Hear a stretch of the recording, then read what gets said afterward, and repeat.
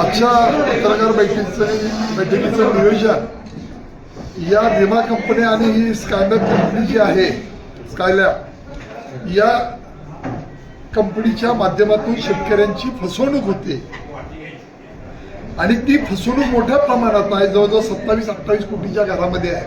फक्त द्राक्ष बागायतदारांच्या बाबतीमध्ये आम्ही हे सगळे वेदर स्टेशन खाजगी यांच्याकडनं डाटा गोळा केला. 3 मतदार सर्कल जेवढे आहेत, विसापूर, येळावी आणि तासगाव, या सर्कलचा आम्हाला अभ्यास करता आला 14-15 दिवसामध्ये. त्यामध्ये ही जवळजवळ 27-28 कोटीची तफावत आहे, शेतकऱ्यांची फसवणूक आहे. हे पैसे शेतकऱ्यांना मिळावे, विमा कंपन्यांनी द्यावे. विमा कंपन्या आणि ही कंपनी स्कायमॅट कंपनी या कंपनीच्या माध्यमातून लोकांना फसवलं जातंय, शेतकऱ्यांना फसवलं जातंय. या बाबतीमध्ये चौकशी लावून त्या शेतकऱ्यांना त्यांचा मोबदला मिळावा यासाठी ही पत्रकार बैठक आहे. पूर्वी आम्ही गेलो होतो, 10-15 दिवसापूर्वी आम्ही हे आरोप केले. आरोप केल्यानंतर आम्हाला डाटा पाहिजे होता.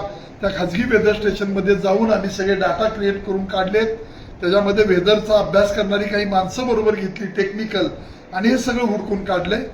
राहिलेले 3-4 तासगावमधले आणि इतर वेदर स्टेशनच्याही बाबतीमध्ये जर या सगळ्या बाबी बघितल्या तर असं दिसून येतंय की ही विमा कंपनी शेतकऱ्यांना विमा देत नाही, पैसे मोबदला त्यांना द्यायला लागतोय, तो कमी देते, असं या निमित्तानं दिसून येतंय.